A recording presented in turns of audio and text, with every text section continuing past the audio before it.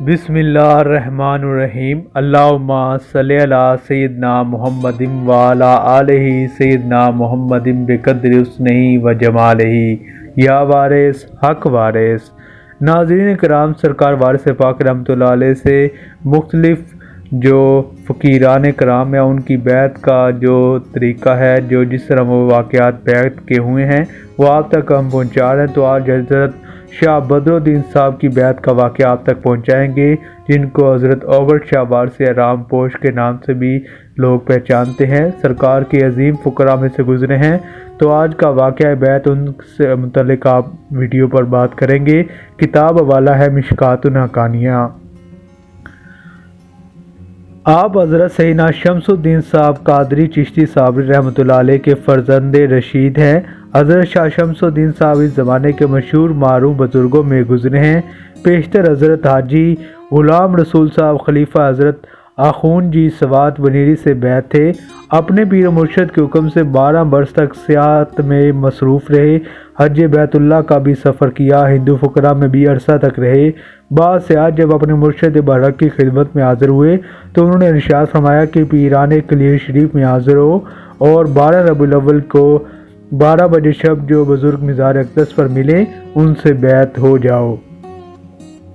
چنانچہ حضرت شاہ شمس الدین علیہ رحمۃ اللہ علیہ نے ایسا ہی کیا، مگر ان بزرگ نے بمشکل تمام بیعت فرمایا اور حضرت سیدنا مخدوم صابر صاحب رضی اللہ تعالیٰ عنہ کے مزار پر انوار کی طرف اشارہ کر کے فرمایا کہ ان کے سپرد ہو۔ اس کے بعد جو کیفیت گزری اس کا اظہار حضرت شاہ شمس الدین صاحب نے نہیں فرمایا۔ حضرت مولانا شاہ شمس الدین صاحب کا طریقہ درویشی سراپا عشق و محبت پر مبنی تھا۔ بڑے صاحب کمال درویش گزرے ہیں۔ سہارنپور اور پنجاب کی طرف آپ کے بکثرت مرید ہیں۔ 4 بزرگوں کو خلافت سے سرفراز فرمایا ہے۔ 11 ذی القعدہ کا واقعہ ہے کہ جب آپ کی طبیعت ناساز ہوئی تو آپ کے صاحبزادہ بدر الدین صاحب نے درخواست بیعت کی۔ شاہ شمس الدین صاحب نے ان کی تسکین فرمائی اور ارشاد فرمایا کہ میرے پاس جو تمہارا حصہ ہے وہ تم کو مل جائے گا، مگر میں بیعت نہیں لوں گا۔ میں تم کو وصیت کرتا ہوں کہ تم حضرت امام الاولیاء حاجی حافظ سید وارث علی شاہ رحمۃ اللہ علیہ قبلہ صاحب سے بیعت ہو جانا اور شادی نہ کرنا۔ اگر تم حضرت حاجی صاحب قبلہ سے بیعت نہ ہوگے تو میں قیامت میں تمہارا دامن گیر ہوں گا۔ یہ بھی فرمایا کہ اس زمانے میں حضرت حاجی صاحب قبلہ کے سوا کوئی فقیر نہیں ہے، ہاں اور بزرگ بھی ہیں۔ اس وصیت کے دوسرے دن رحلت فرمائی۔ آپ کے صاحبزادہ بدر الدین صاحب خود تحریر فرماتے ہیں کہ مجھ کو کچھ دنوں میں اس ارشاد کی یاد تازہ نہ رہی، پھر رفتہ رفتہ یہ خیال دل سے اتر گیا۔ جمادی الاول میں کا واقعہ کہ میں نے ایک خواب میں دیکھا کہ کوئی کہتا ہے کہ تمہارے والد بلاتے ہیں اور اس قصبے سے پورب کی طرف ایک باغ میں مقیم ہیں۔ ان کی جانب چلا تو دیکھے کہ راستے میں ایک سانپ زمین کے دونوں جانب گھسا ہوا ہے۔ میں اس کو نکالنے لگا تو وہ نہ نکلا۔ ایک شخص نے چاقو دیا کہ اسے کاٹ دو تب نکلے گا۔ میں نے اس کو بیچ سے کاٹ دیا تو وہ باہر آ گیا۔ پھر آگے بڑھا تو ایک دریا اس باغ سے ادھر کو دیکھا، وہاں کوئی کشتی نہ تھی۔ میں نے گھبرا کر آواز دی کہ میں کس طرف سے آؤں۔ والد صاحب قبلہ کو میں نے دیکھ کر اس باغ میں ذکر کر رہے ہیں۔ میری آواز کو سن کر میری جانب متوجہ ہو گئے اور فرمایا کہ پورب کے راستے سے آؤ گے تو مجھ تک پہنچ جاؤ گے۔ اس کے بعد میری آنکھ کھل گئی۔ صبح کو دل ہی دل میں میں نے اس خواب کی تعبیر خیال کی کہ بیعت ہونے کی طرف اشارہ کیا گیا ہے۔ چنانچہ میں دیوا شریف میں حاضر ہوا۔ بیعت ہونے کے بعد حضرت حاجی شاہ فضل حسین صاحب وارثی سجادہ نشین شاہ ولایت کی خانقاہ میں مقیم ہوا۔ جس وقت میں اپنے بستر پر آرام کرنے لگا، میرے دل میں وسوسہ پیدا ہوا کہ حضرت حاجی صاحب قبلہ بیعت کرنا نہیں جانتے۔ سب کے سامنے مجھ کو بیعت فرما لیا، حالانکہ بیعت تو تنہائی میں ہوتی ہے، کیونکہ میں نے اپنے والد صاحب کے اور دیگر بزرگوں کے طریقے دیکھے تھے۔ غرض اس کے کہ اس قسم کے خیالات اور خدشات قلب پر گزرتے رہے۔ سین مکان میں ایک چبوترے پر شاہ فضل حسین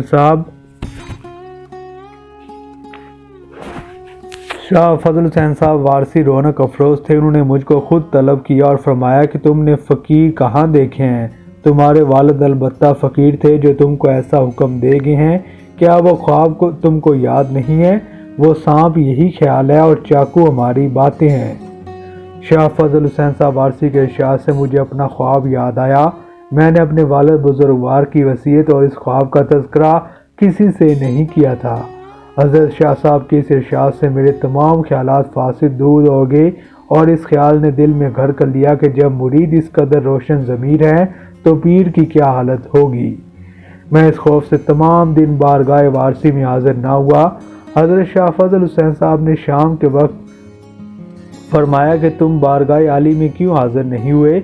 मैंने अर्ज़ किया कि खौफ से। उन्होंने कहा कि वो कुछ नहीं फरमाएंगे, तुम जाओ।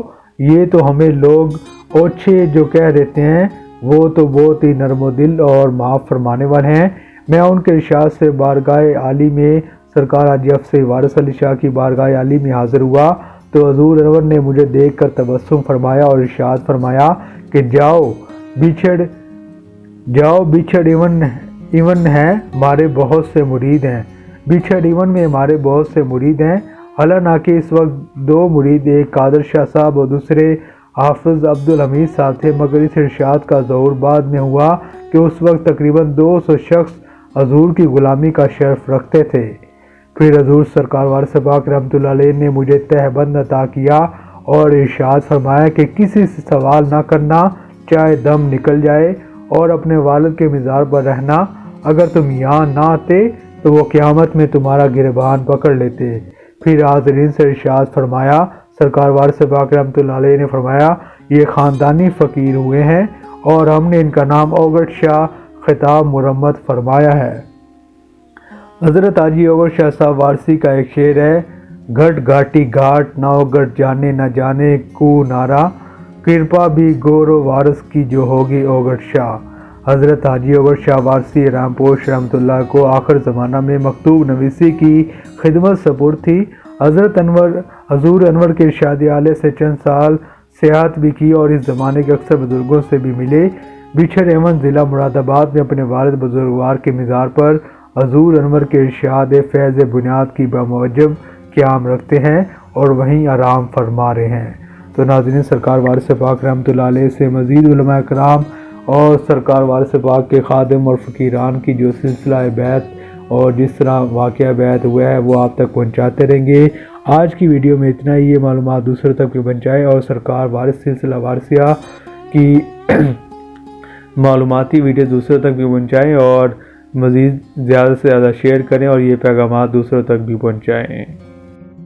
अस्सलाम वालेकुम व्यूअर्स, मज़ीद मालूमाती वीडियोज़ के लिए सिलसिला वारसिया ऑफिशियल को सब्सक्राइब, लाइक और कमेंट करना मत भूलिए।